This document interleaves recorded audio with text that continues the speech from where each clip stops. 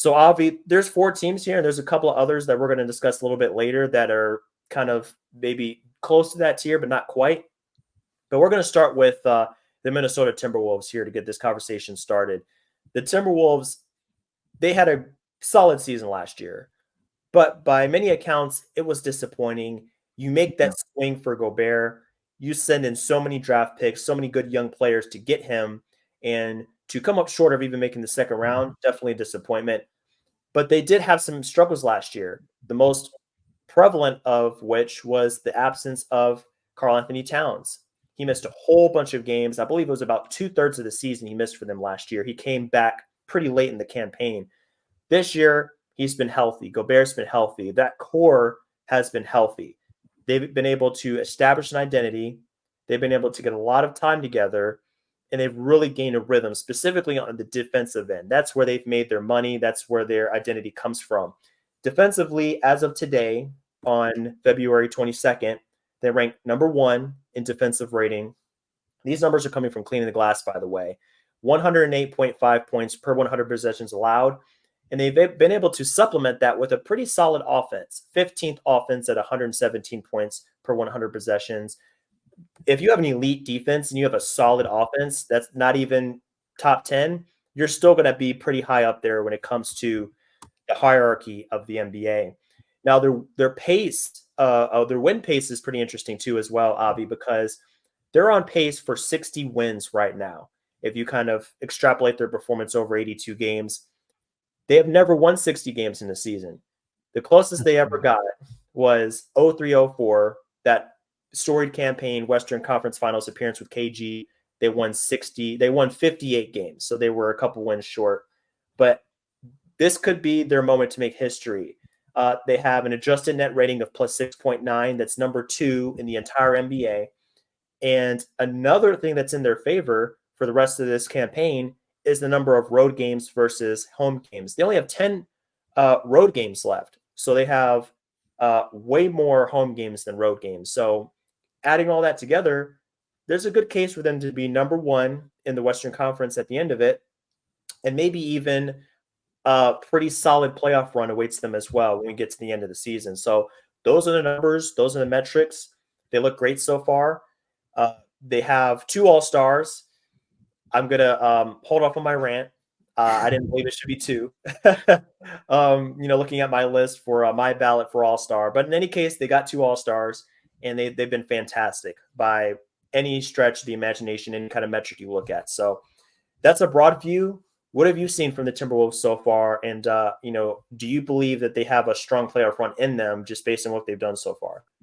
I think they have a strong playoff run. Depends on how what you consider a strong playoff run. Based on their seeding, I actually think their chances will be pretty good because, as we've covered, they don't have that many road games left. They have the 20th most difficult schedule, so they have the 11th easiest schedule going forward. They don't have that many tough games left. Yeah, they have some games against the Clippers and against the Cavaliers, but on the whole, it's not as bad as it is for some other teams. Long term, if I'm considering a deep playoff run to be at least a conference championship or further, I think it really will depend for them on what shape the Nuggets look like as we round into the playoffs, because the Nuggets are kind of known for tailing off in the second half of the season. Mm-hmm. When I watch the Timberwolves, everything starts with that defense and their depth.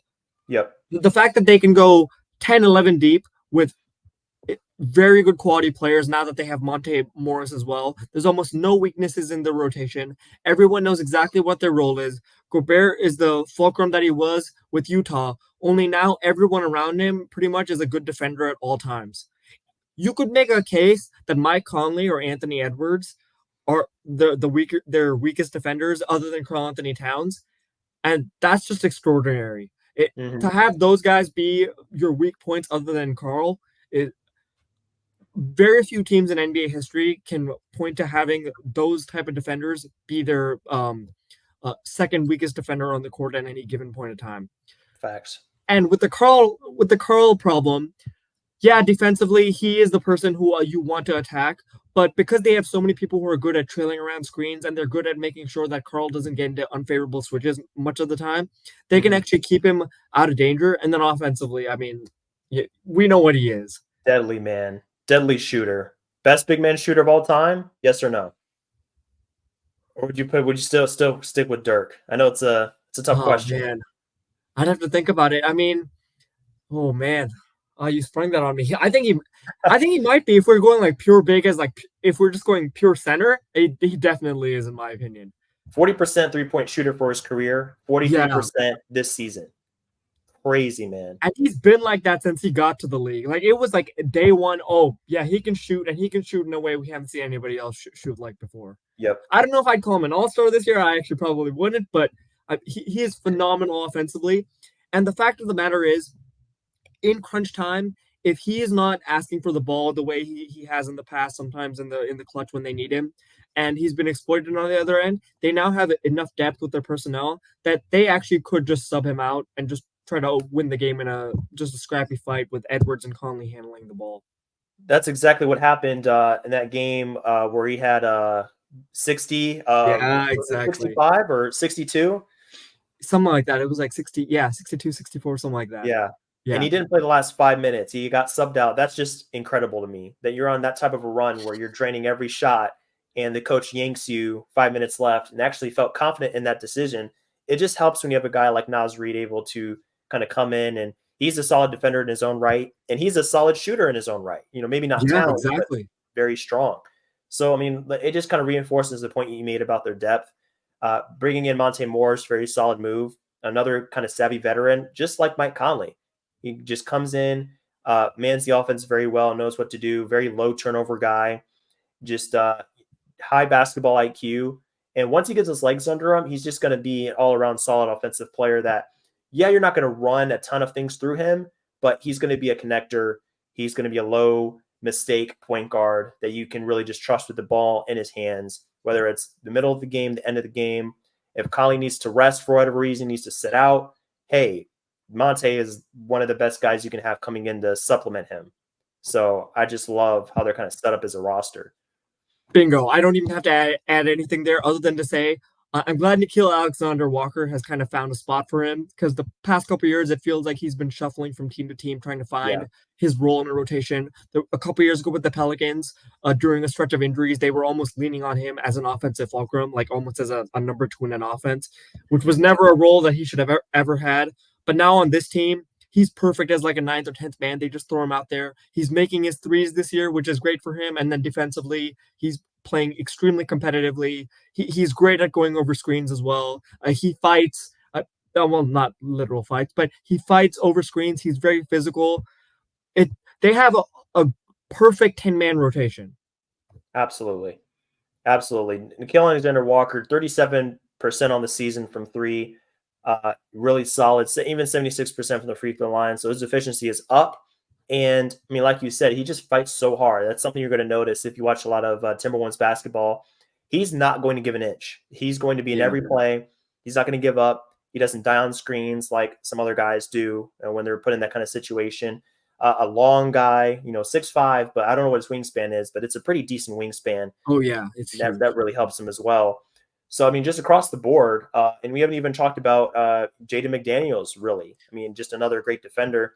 Like you said, I mean, All defense candidate. exactly. You're not going to be able to pick on Cat or pick on Conley or Monte because there's so many defenders in the lineup that they can come in and supplement and help cover and help and rotate. And another thing about this, you can't just be a great defense with great players on paper. They have to be connected. Yes. So their communication is great. Coach Finch has done a great job of keeping them kind of locked in. They all know their roles. And yes, Gobert has been individually better as a defender, but in the team concept, they've all been really solid together. And it just jumps off the page when you're watching them play as a team. So I actually think fittingly, talking about their defense, it feels fitting for me to almost finish it off talking about how much more comfortable Kyle Anderson and Rudy Gobert look considering their altercation last year, because those two almost scream to me as, oh yes, this is a well-oiled machine now compared to last year where it felt really disjointed. Gobert didn't look confident. There were times when he didn't know, oh, should I block the shot here? Am I supposed to rotate off? When am I help side supposed to try to snuff out two threats at once? When should I stay locked onto my man? There was some confusion. You watch Kyle Anderson, it seems like he didn't know sometimes, oh, okay, are we passing this off? Am I staying locked onto my man? But I mean, this year, Kyle Anderson as a backside four, just ready to help at any given time, stunting at defenders. He's always been a really good defender, even if he's slow mo on offense. I mean, those two as well in combination, they've been crushing opposing backup units routinely on defense, just because of the sturdiness of having Gobert there, and then you can take out Carl and sub in um, Kyle Anderson, and then you still have um, Jaden McDaniels, and you can throw in some bench guard lineups now with Monte Morris and Nikhil Alexander Walker, and you will still be splendid on defense with that backup unit. And then offensively, with Monte now there, you have a chance with your backup unit to actually generate some scoring from the perimeter because Shake Milton wasn't really doing that. But I mean, Monte can still fill it up if you give him a chance. Definitely. Now that he's healthy, he just needs some games under his belt. He missed Yeah, a ton of time with the Pistons. So now that he's back, he should just get better by the game. So I think, we're in agreement that, their strengths are really just the defensive versatility. They have so many ways that they can really hold their own on that end of the floor. If I had to come up with a weakness, it's kind of hard to do that, but we could go with offensive inconsistency. yeah. They are 15th. So I mean, I looked at their shooting numbers before this, and it's very solid. So it's not really the 3-point percentage that kind of bogs them down. It's really the other shots, and if you think about some of the guys on the roster, like Kyle Anderson, like you mentioned before, not the greatest offensive player. He's not really going to inspire a lot of confidence in that way. Be a great shooter. I happen to think he has possibly the ugliest jump shot in the NBA. I don't know how he even gets it off Yeah. at all. It doesn't make sense to me. It's not Sean Marion, but it's not great. No, absolutely not. It's the biggest hitch I've maybe even ever seen in a jump shot. Oh my It's god, yeah. insane. So yeah, that the offense could bog them down a little bit, and I think it's a reason that could cause them to struggle. I mean, if we're talking about a second round or a conference finals appearance, they really need to generate some offense. It could come back to bite them a little bit.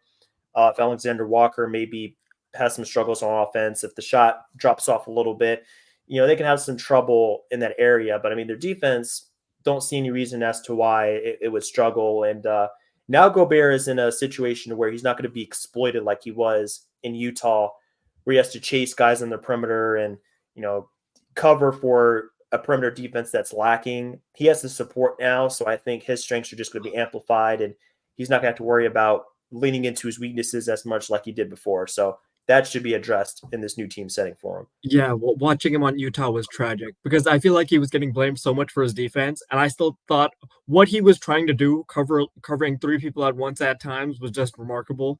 To have a center be like racing around the way he was, but again, if I had to point to weaknesses, this is where we lean into it.